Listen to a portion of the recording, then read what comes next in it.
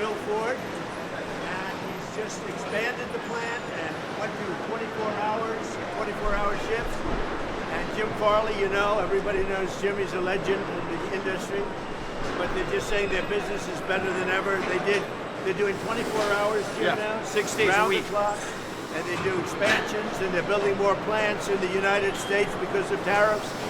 And Jim said, and Bill very strongly confirmed, they've never seen anything like it.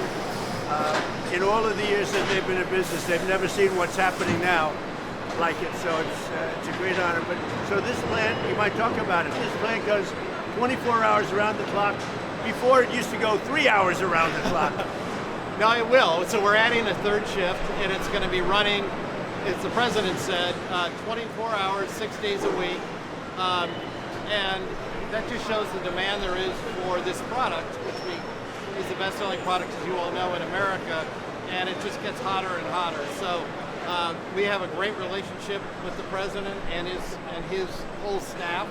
They've been great to work with for us. He personally is incredibly responsive every time we need something or call. We very much appreciate it, and we couldn't be more excited. We're adding market share. We're growing as a company. We're adding jobs, not just here but elsewhere. Times are good for us. And all of the U.S. automakers now are doing great, and before they were having a really hard time. The environmentalists would not have let them survive. So, Mr. President, when you renegotiate USMCA, how is that going to help auto workers like Ford? I don't even think about USMCA. I want to see Canada and Mexico do well, but the problem is we don't need their product. We don't need cars made in Canada. We don't need cars made in Mexico. We want to make them here. And that's what's happening. Everybody's moving here. From Canada, they're coming here. From Mexico, from Japan, from Germany, from all over the world. They're coming here. They're opening up their plants.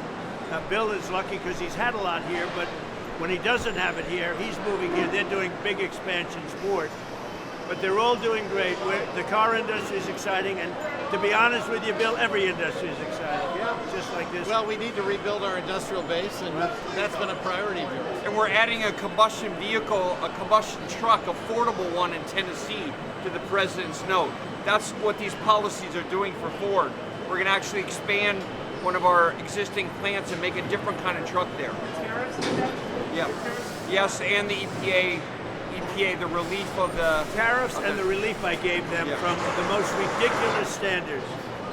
We had put 3 computers on a car in order to save about this much gasoline from a glass. It was crazy, but very proud of them. And Ford has really been a leader. They've done a great job, but all of them. General Motors is doing really well. Stellantis is doing really well. We're really happy about it. I just wanted to build their product in the USA. So you don't think you're going to renegotiate USMCA? Well, I can. It expires very shortly, and we could have it or not. It wouldn't matter. I think they want it. I don't really care about it.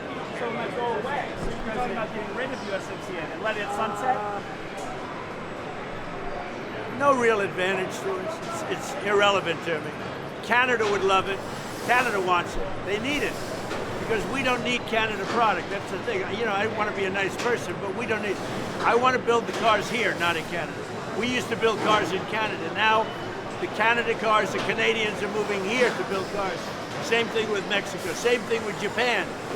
Japan's paid us billions and billions of dollars for the privilege of making cars here and selling cars.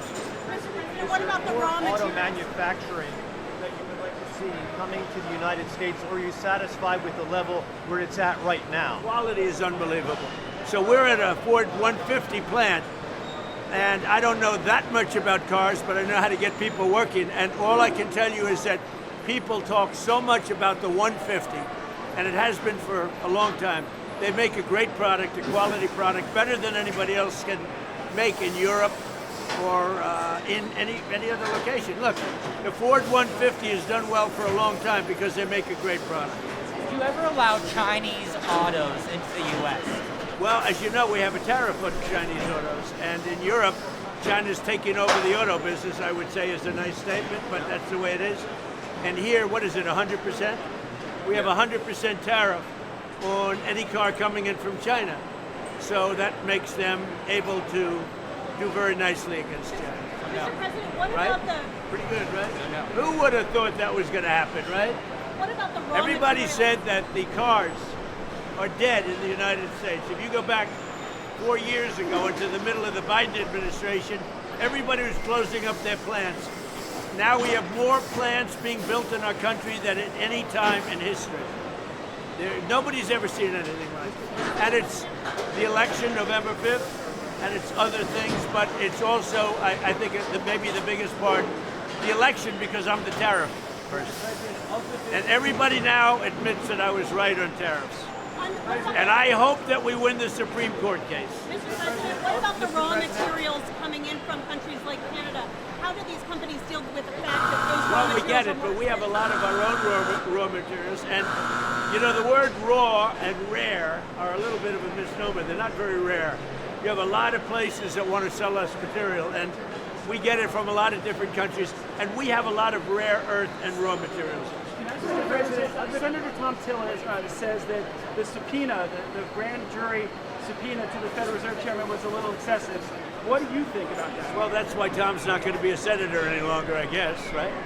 Well, what do you think? But I like Tom Tillis. He's a nice guy. But look, he's not going to be a senator any longer because of views like that. We have a bad Fed chairman. He's bad in a lot of different ways, but he's bad because his interest rates were too high.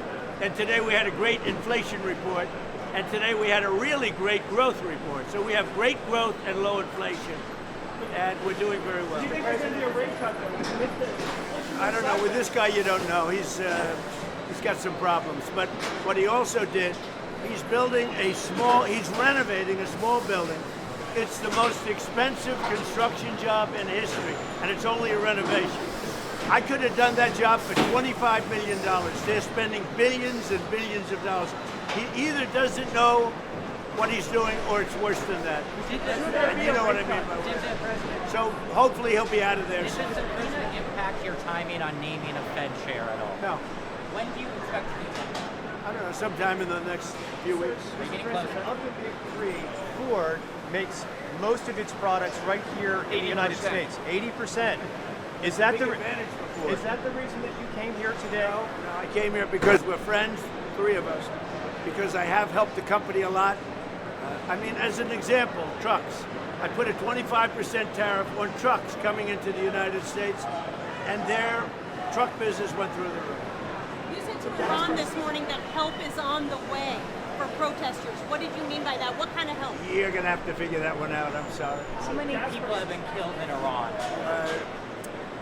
Nobody's been able to give me an accurate number. I have heard numbers from, everything's a lot, one is a lot.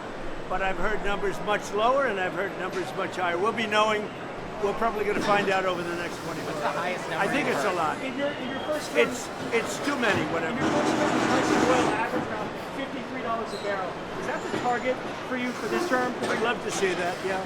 I mean, we're at 68, we're at 58 now. I'd like to see 53. Thank you very much.